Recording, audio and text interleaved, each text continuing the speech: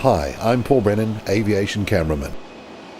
And out of all the aircraft I've filmed over the years, it doesn't get much more impressive than the mighty Boeing 747.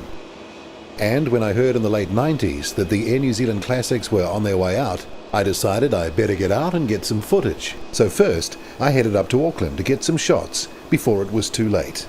And I was rewarded with dramatic dawn light as November Zulu Zulu, named Tukumaru, gets ready to start and depart for Brisbane, Australia. Air New Zealand was a relative latecomer to the Boeing 747, the type being in service for a decade already before the airline's initial order of 4 Rolls-Royce-powered 219Bs. The 5 747 Classics owned by Air New Zealand were all named after ancestral Maori canoes. From June 1981 to June 1999, these aircraft were the backbone of Air New Zealand's long-haul network.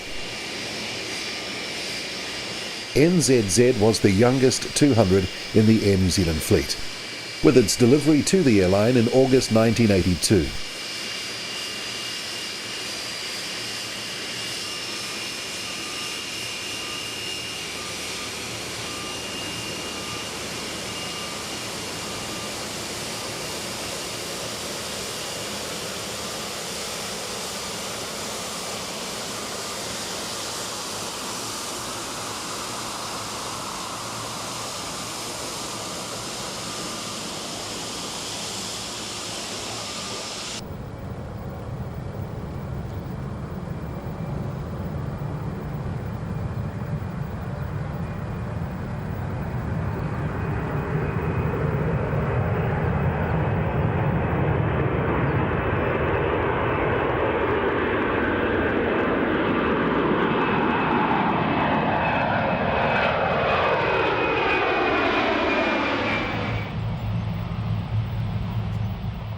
I got these shots close to the 23 left threshold, featuring November Zulu X-ray, named Takitimu.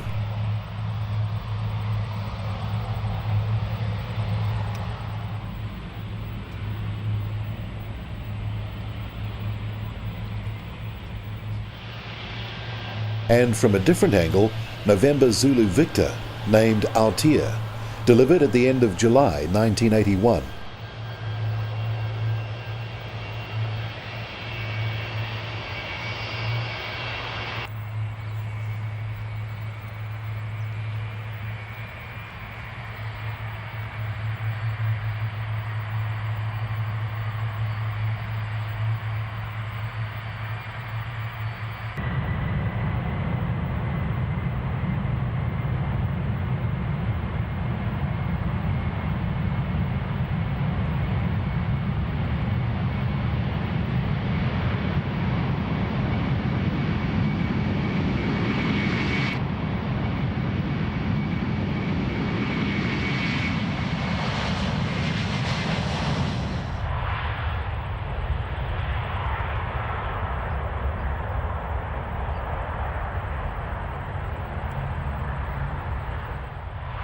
Air New Zealand 747-200s also appeared at Christchurch on a regular basis. This is November Zulu Whiskey, named Tainui, shot from the 20 threshold on arrival from Japan.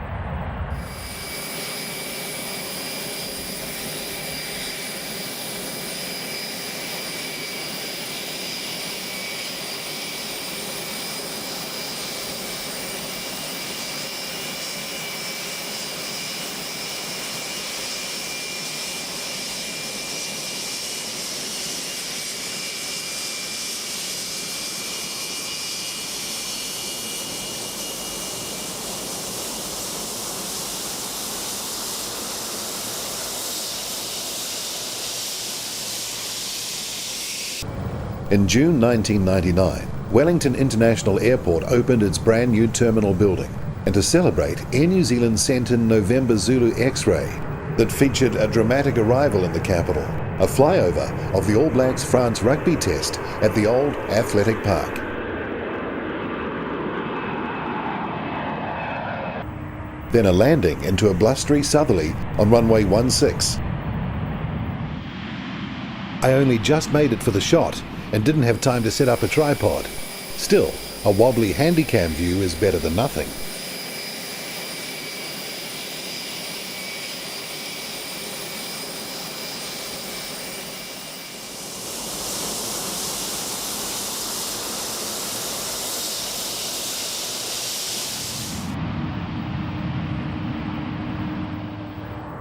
The following day, I decided to hustle my way in to get the camera as close to the action as possible. Thanks to the weather, the late afternoon light, and everything going my way, I was able to get some of the best aviation footage I've ever shot.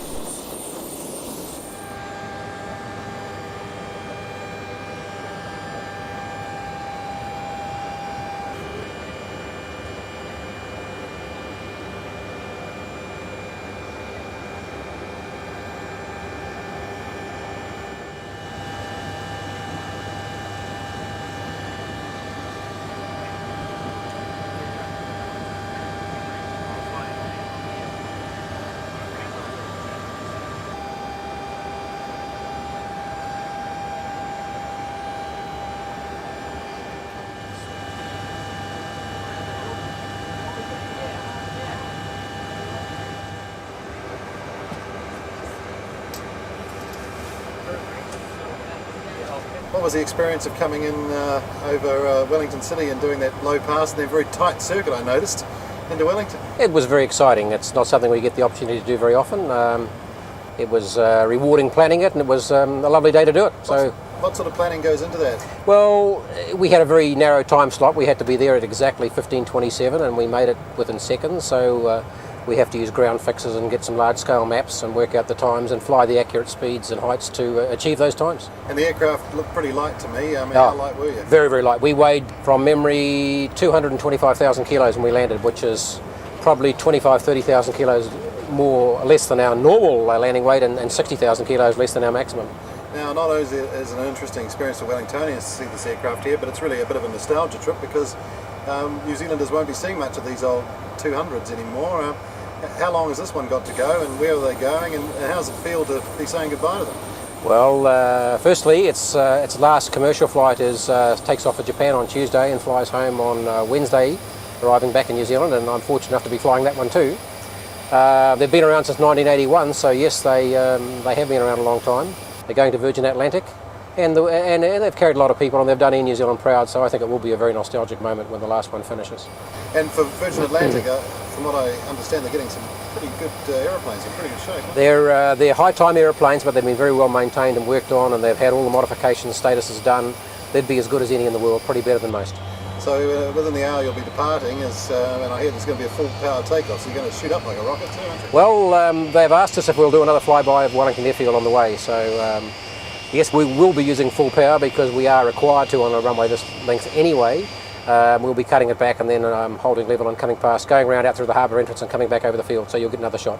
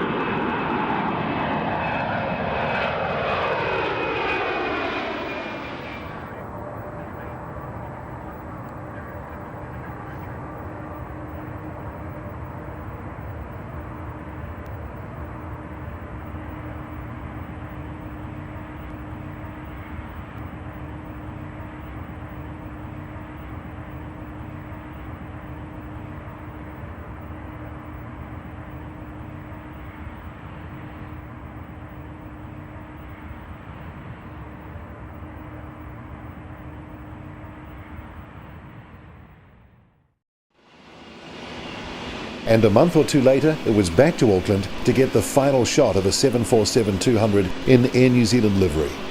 November Zulu X-Ray waited for its 4 overhauled engines to be reattached before painting and delivery to Virgin Atlantic, so ending the service of the Boeing 747-200 in Air New Zealand livery.